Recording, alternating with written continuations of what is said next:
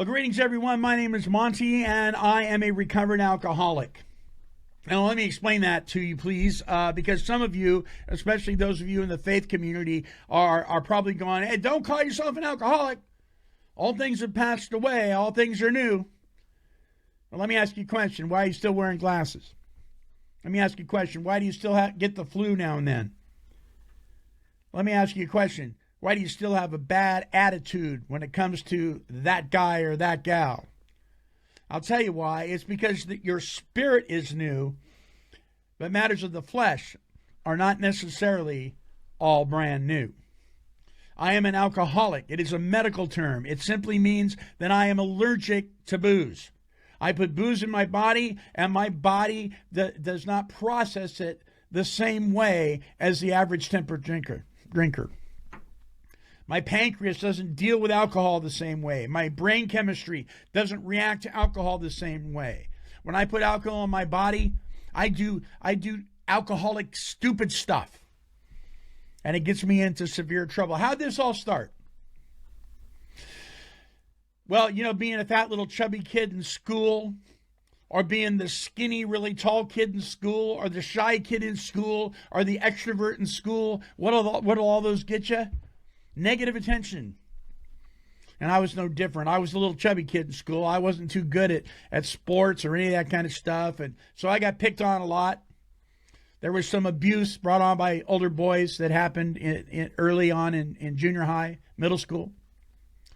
And I watched as my father would come home from a very stressful job, and he would pour himself a small glass of Christian Brothers brandy. It was made by Christians, right? It can't be all that bad. That's what I was thinking. And I'd watch as my dad would relax, and the worries of the day would subside, and he would mellow. My dad seemed to be a pretty functional guy. He was a very responsible man, city manager of Petaluma, California for 20 years. He had a good career. He had a wonderful wife and my mom. My family, they raised me just as well as they could. I wasn't raised on the toilet backwards. I wasn't raised in a dysfunctional home to the degree that many are today. But I saw my father discover a solution to the stress of his day, and I thought, why not me? Why not me?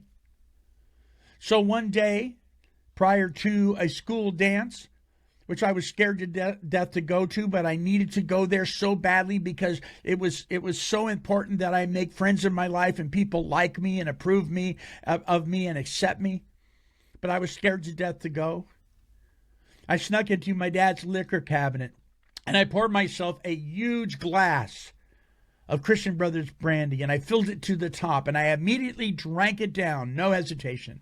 I was drinking alcoholically from the very beginning. I didn't realize it then. And after I drank that first one, I poured myself a second one and then a third one, and I was off to that school dance, and let me tell you, I was the center of attention. I danced like I'd never danced before. I was in the middle of a circle of people that I would think were my friends, which did not become my friends, but became my mockers. But they clapped for me louder than anyone ever clapped. They cheered my name louder than anybody had ever cheered my name. And for a few hours, I was up on a pedestal, and I was all that. Alcohol had done for me what I could not do for myself. What it would do to me in the next several decades was devastating. And so for the next several weeks, and weeks turned into months, and months into years, alcohol became my friend. It was my solution. It wasn't my problem. And it would go with me everywhere. It would hitch a ride on the inside pocket of my three-piece suit when I was going to work, or my back pocket when I was going to scout camp, or I would hide it in my sock if I was going to church. It went with me everywhere, because without it, I was nothing. You see, I had become so emotionally dependent on alcohol that it turned into a physical dependency and then into an actual, what we call alcoholism. My body had become dependent on the alcohol, and to not put it in my body would make me very sick. It came a point where alcohol started to bite me in the rear end. And so I needed to change it up. And I watched as other people that I'd come to know start adding different substances to the portfolio of drugs and narcotics. So I started to experiment there. And while doing that, I started to drop weight. Hey, that's great. I started looking better. Alcohol became secondary. And methamphetamine became primary. And for 18 years, I lived with a needle in my arm and occasionally with a bottle in my mouth. I had girlfriends, boyfriends. I had fake friends. I had real friends. Maybe one. His name I'll tell you here in a minute. But my dysfunction grew and grew and grew, and I began to act in ways that I never thought I would. People in my life, they couldn't figure it out. My parents were scared to death. People in the church wanted to heal me and separate me from my dysfunction. People in college were concerned. I turned my back on those who would help me. I neglected those who cared for me. And I refused assistance from those who were qualified to help. All because I could not separate myself from these substances. I had no more power to stop using and drinking than I had the ability to turn myself into a rock. My problem was not a lack of education. My problem was not that I didn't have talents and abilities. My problem was not that I wasn't smart. My problem was I was powerless. I had become 100% powerless over these substances in my life. So my solution wasn't to quit drinking. My solution wasn't to quit using. My solution wasn't, to sit around a group of people and talk about my day and drink bad coffee. That wasn't my solution. My solution was I needed a power. I needed a power greater than myself to help me solve my problem. And although I knew of this power, that's that one friend I told you about a minute ago, I ignored his advice. I ignored his guidance. I ignored his love. And I tried and attempted with all my might to walk further and further and further away from him. But no matter how many times I walked away, no matter how far I walked, he was always there. Until it got so bad that I walked into the doors of a faith-based program who, with all their heart and desire to help, really, really wanted to help. The only thing they really offered me was a place that was safe to where there wasn't any alcohol or narcotics. And I was there for a year. But they didn't really offer me any kind of recovery or tools on how to recover other than the gospel. But it was always the gospel, the gospel, the gospel. And that was great. But don't you know, my problem wasn't that I needed the gospel. I already had the gospel. I turned my will and my life over to the care of God on my terms back in 1971. I'd been to Bible college. I had a head full of knowledge. So knowledge of the scriptures was not going to save me. And I didn't know how to apply and implement that stuff until I left that treatment program and actually walked into the doors of a 12-step fellowship where many well-meaning Christians, by the way, suggested I never darken those doors because don't you know they'll take your God away from you and make you call him higher power. That never happened, by the way. Although there have been some who would criticize me for my belief in Jesus Christ, when it got down to it, nobody backed me against the corner and told me that I had to change my belief system. In fact, I received more love and acceptance there than I had in any circle of friends. And there I began to work a program of recovery based on the 12 steps of Alcoholics Anonymous. Step one, I had to admit that I was powerless. Why would I seek a power if I couldn't admit I was powerless? I kind of wish that the life being unmanageable part had come first in that step. I admit that my life's unmanageable and that I'm powerless over alcohol or narcotics or whatever. Because guess what? My life was unmanageable before I ever touched that glass of Christian Brothers brandy. My life was unmanageable before I ever picked up a cigarette. My life was unmanageable before I ever started cutting class. My life was unmanageable from the day I was born, because I was born with a sin nature. I was born with a nature to miss the mark. I was born with a nature that would feed my character defects and my shortcomings. I was born that way. And then later came the substances. But if I cannot, admit my powerlessness, you can't fix what you don't acknowledge. Then there would be no reprieve from this. So that was step one. Step two, I had to come to believe in a power greater than myself could restore me. Oh, but Monty, you said you were a Christian. Yeah. I knew that God existed. I knew who God was, but did I believe it? No, I really didn't. It was okay for you, but it's not going to work for me. So I had to come to a point where I had to go from knowing it to literally believing it. And I had to turn my will and my life in step three over to the care of God as I continued in my understanding of Him. Not as I created Him out of my own understanding. That's hogwash. When I create God out of my understanding, I become the creator. And now I'm right back where I started. I'm in deep weeds. So I had to turn my will and my life over to the care of this God, regardless of my lack of understanding. But as I continued in my understanding. And how did I continue in my understanding of God? By going on to the next phase of my development, by step 4, immediately after doing step 3.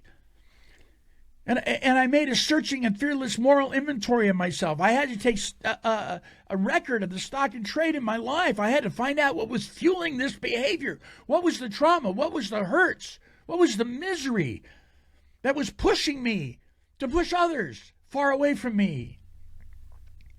And once I was able to do that, I had to turn to a place where I could confess those things.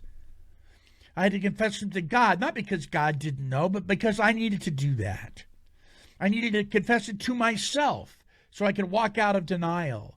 And I needed to confess it to another person, because that is where the healing begins, my friends.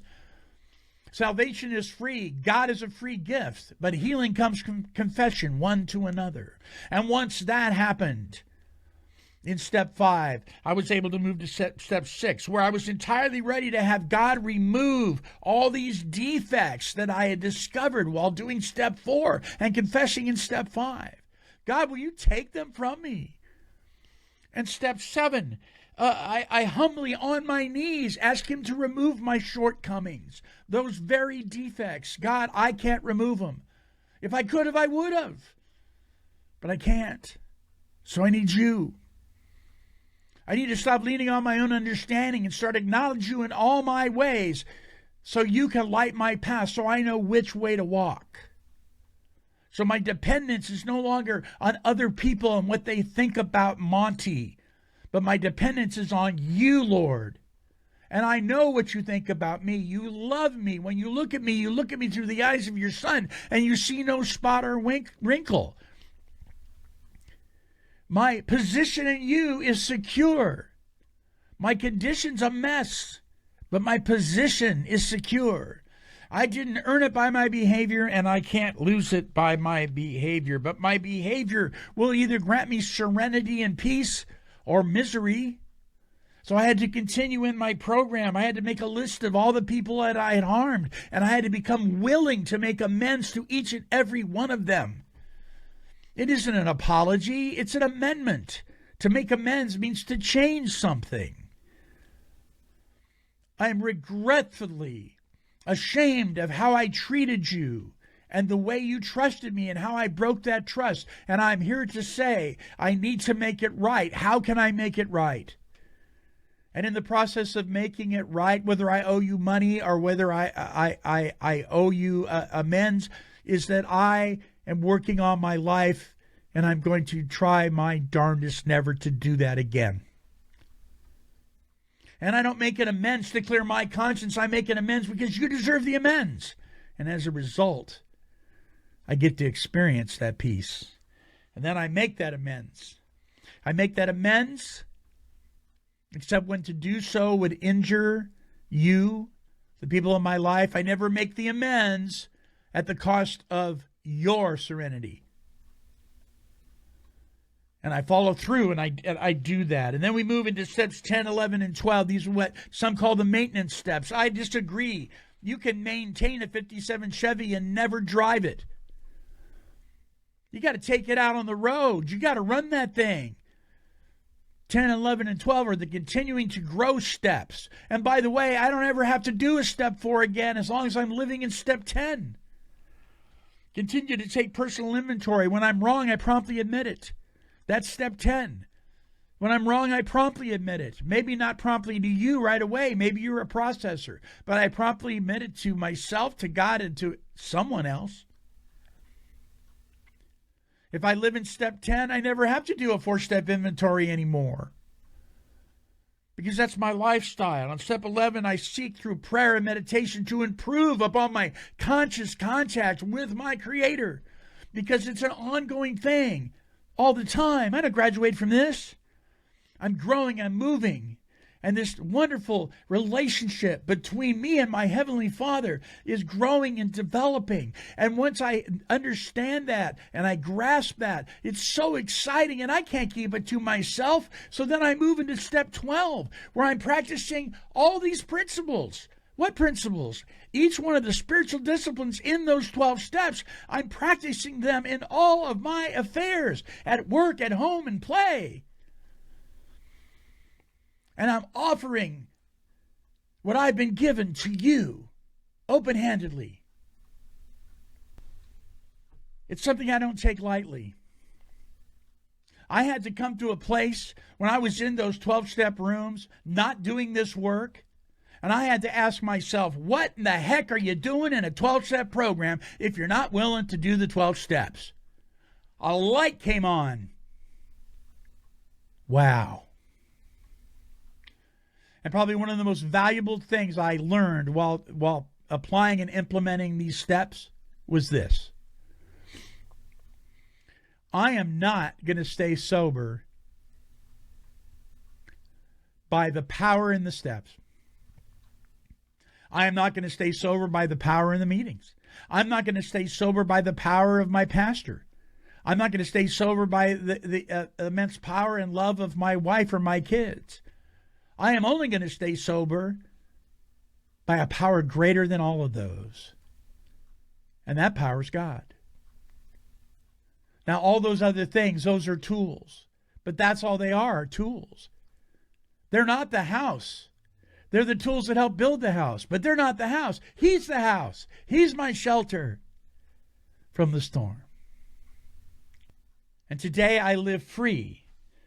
Today I can boast of my weaknesses, as Paul said. That to keep him from being boastful, he was given a thorn in the flesh, a messenger from the devil, allowed by his Heavenly Father. And he asked 3 times. There's a couple of numbers in the Bible that refer to consistency. The number 7 and the number 3. He asked 3 times, probably many more times than that. How many times have you asked to have your uncomfortable situation removed? I asked over and over and over and over again. And God said to me the same thing he said to Paul, son, my grace is sufficient for you, because when you are weak, then you are strong. Therefore, you should be boasting evermore of your weakness. Hello, my name is Monty. I'm a recovered alcoholic. And I am not embarrassed to boast of it. I wave that flag proudly, because it is in that weakness that God is strong in my life. Where are you in this? Are you sitting around in meetings, drinking bad coffee, whining about your day? Or are you picking up the literature and actually applying and implementing the principles, the spiritual disciplines in these 12 steps? Something to think about. I love you. I care about you. That's my story. I'm sticking to it. Thanks for letting me share.